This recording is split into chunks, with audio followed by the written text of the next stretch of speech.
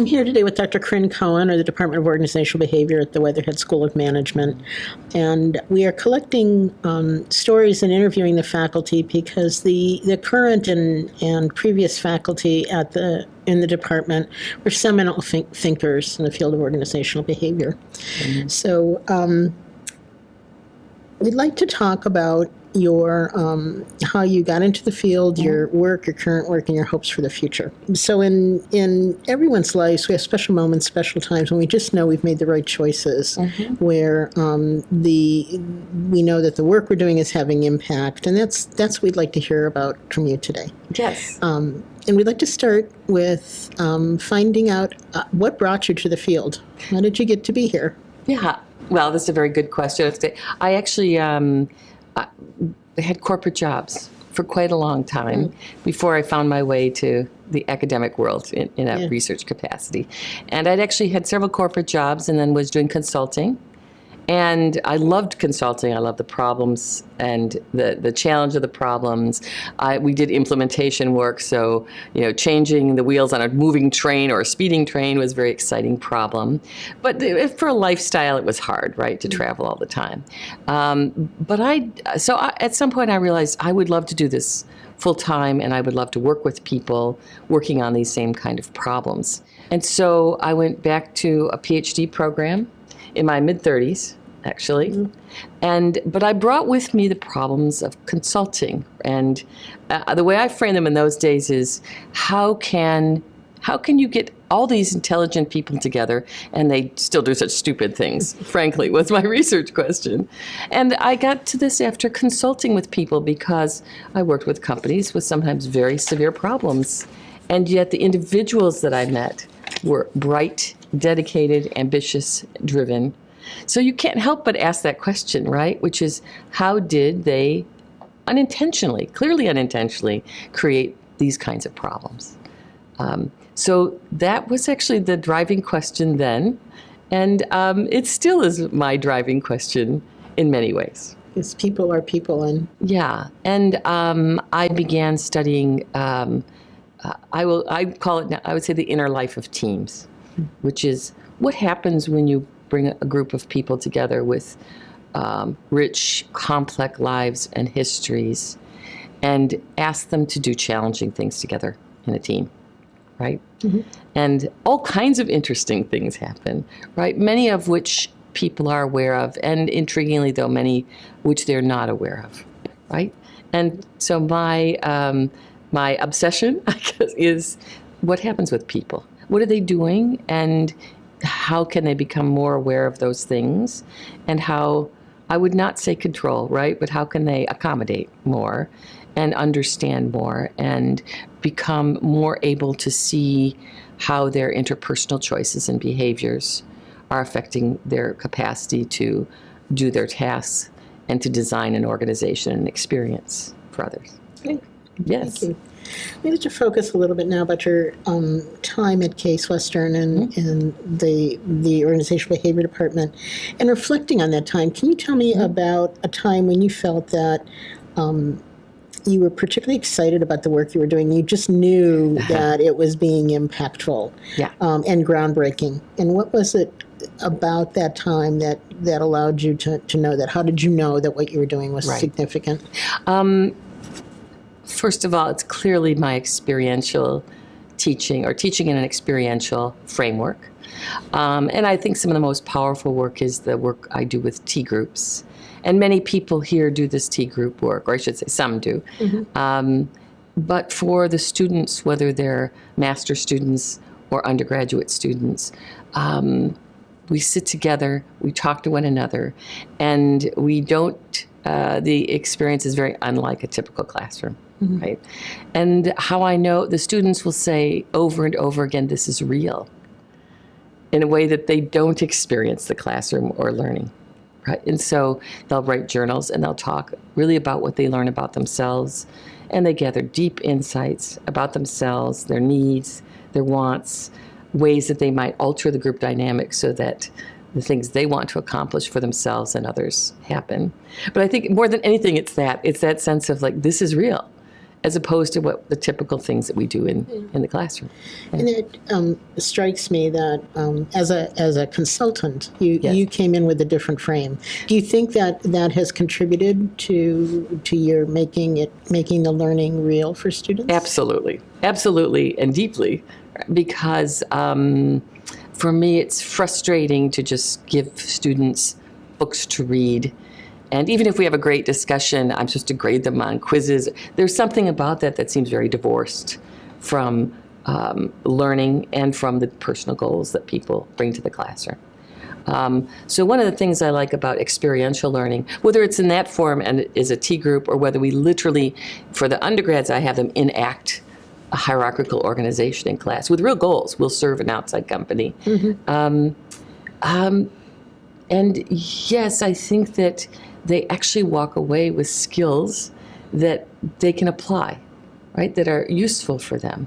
And I would say it's both my consulting and my corporate experience, right?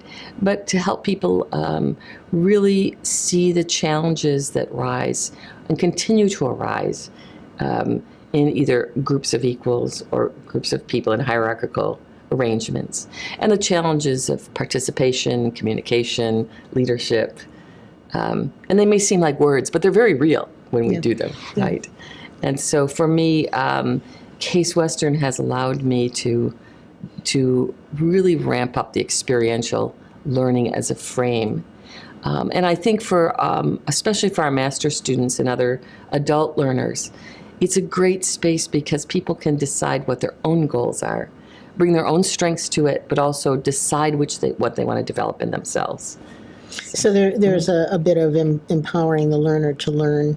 Absolutely. What they need or want to learn. Yes. So you talked a little bit about how being at Case has given you that environment. What else is it about the culture or the environment that you value at Case that's helped advance your work? Well, I think it's the people that I work with here in my own department who are deeply committed to innovation, to the positive, to the creating new space, developing new learning methods, and very open to non-traditional approaches. But I would also say kind and compassionate and supportive. I mean, and these are exactly the tools we're using in the best classrooms, but they're also what we provide for each other. And we need that, as people do in any big company, right? Because without them, people really cannot be free to innovate or take personal risks or to open up about themselves, right? To bring their true and whole self to the workplace. Right. Yeah. Right. Yeah. Right. Thank you. Creating the future we want partly involves building on the best of what we've done in the past, but it also requires us dreaming about the future. When you think about the field, what is your greatest hope for the future of the field of organizational behavior, however you define that? Yes. I think for myself, I guess because I'm very wrapped up with people's interpersonal behaviors. For myself right now, I see an enormous need for community, for people to experience each other as sources of support and safety. And although I know that's a loaded word these days, I think that when people are together and listening to each other and compassionate, they walk away feeling like they've made permanent relationships and that they're positive and loving, and not just loving of us as perfect human beings, but quite the opposite, right? A space in which people can be accepted with all of our warts, all of our failures, right? But all of our strengths and potentials as well. And so I think that is, for me, a piece that's tremendously important. So how do we, or what are your thoughts around developing consultants or people who work with organizations to have the capacity to be able to create those environments? I think that I try to work with people on seeing their strengths, and where I'm going with this is often their strengths come from what appear to be their greatest weaknesses. The things that they have suffered in life have given them enormous strengths and skills, and so I want people to both go into an environment and use those skills, but also to be able to open up and be honest and genuine with the people that they work with in a consulting space, and to help the people that they're working with understand that we are human, right? And to be human is natural and normal, and that compassion for ourselves and others is actually part of the secret to a high-functioning organization. Just the opposite of perfection and rigidity and some sense of following other people's rules, right? But really being whole and human and imperfect is actually part of our connection and our strength. And when I talk about community, most people feel better when people know who they really are, and it's okay. It's okay. And it's okay. It's okay. Right? Yeah. But that doesn't mean that we need to, we can also know these are things I'm not good at. Let's find someone else who can shore me up and help me and do those things. But also, if I know me and my skills and strength, let's find a place where those things work. Exactly. So, yeah. And how do we build that relationship when I know I need support and not be afraid to ask for it? Right. And I actually think that often comes out of intimacy and risk-taking and courage. And when I say, meaning the risk people take is the risk that you might know me, right? In my true imperfection, right? And that it requires a lot of capacity for forgiveness or grace between humans, right? But that most people feel safer and more comfortable and happier knowing they're surrounded by perfectly okay, imperfect people, right? Yeah. And so, to me, part of the work that I'm doing is helping people move into a more intimate space and community and finding out that it's okay, right? Yeah. And I think they can take that with them to their consulting assignments, Yes. right? Because to come in and be people with all the answers who know everything, change will never really stick, in my opinion, right? But modeling something else, right? Modeling being who we are, being open to feedback, but also feeling that it's okay to be who I am. Yeah. Yeah. Great. One last question. Sure. How would you like to be remembered at your time at Case, both as a faculty member, and how would you like your work to be remembered? Yeah. I really like when students say, she was kind. This actually matters a lot to me because it means in some way, in some moment when they needed something, right, they needed an allowance or forgiveness, that I understood and it was okay. But I also, I would say in terms of my own research, I would like to, I think, be known for opening up that inner space of groups and what it means for people to be together and work together, and with kindness and support and acceptance. And that people see those as powerful tools of change, Right. and development and community, right? So people actually feel better having gone through the process and take it with them. And not only the person who's the change agent, but the people they deliver it to as well or work with. Thank you. Yes. Any other comments or thoughts you'd like to make before we close? No, I guess yes, which is it's been my great pleasure to work at Case and to be here. And I feel like it's this wonderful, most unexpected place that fits my skills. And I do very technical kinds of research. And I also can work in these groups and just give love, right? And that's not only okay, that's desirable.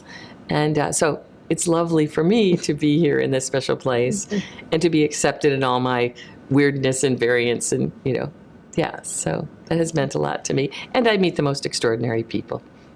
Great. Yes. Well, thank you so much for your time. I've been speaking with Dr. Coen.